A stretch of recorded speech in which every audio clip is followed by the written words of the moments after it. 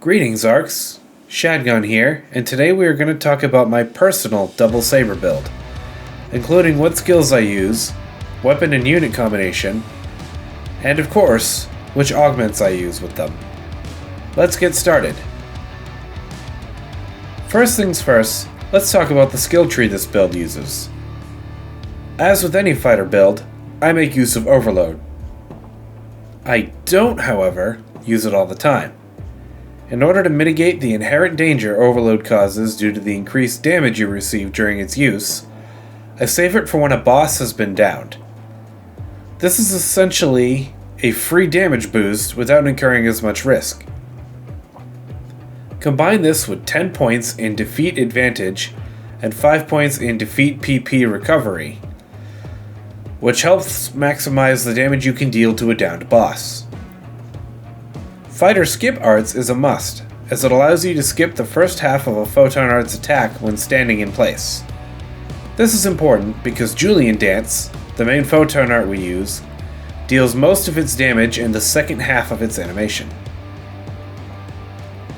Same Art's Skip Attack is important because it allows you to use just the final hit in my normal attack combo, breaking up our Photon Art usage to allow some PP regeneration.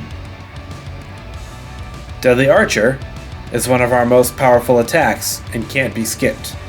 A large amount of this build's DPS is based on this ability being available. Lastly, Saber Parry, another counter.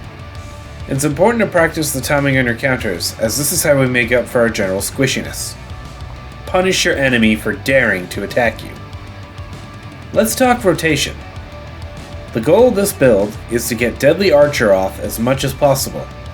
This is done by building up a double saber whirlwind using Photon Arts and normal attacks until a stage 2 whirlwind is created, then triggering Deadly Archer. We reach a second stage whirlwind by attacking with Julian Dance twice back to back, following up with a normal attack, and finishing with 2 more Julian Dances. This can also be done by simply spamming Julian Dance, but this will drain your photon points faster.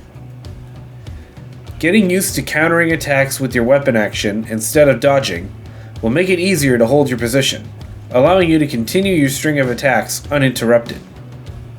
When fighting a boss, such as during an urgent quest, only trigger overload when the boss has entered a downed or broken state. Once you do, use your Photon Blast if you have it right away, as triggering a Photon Blast immediately grants a stage 2 whirlwind, allowing you to follow up with a Deadly Archer. So what gear goes with this build? At the time of this recording, the best loadout for this build is a Straga Saber and 3 Giant units. While this causes our defense to drop very sharply, it also increases our damage output just as much. For augments, we want to shoot for as high a melee potency as possible. For this reason, the augments we use are Might 3, Form Soul or Didal Soul 2, Gigas Might 2, and either Melra or Meltech Doable 3. When your loadout is complete, your melee potency should reach at least 37%, if not more. That wraps things up for this build. Thanks for watching, and be sure to subscribe and hit the like button if this video helped you. This is Shadgon, signing out.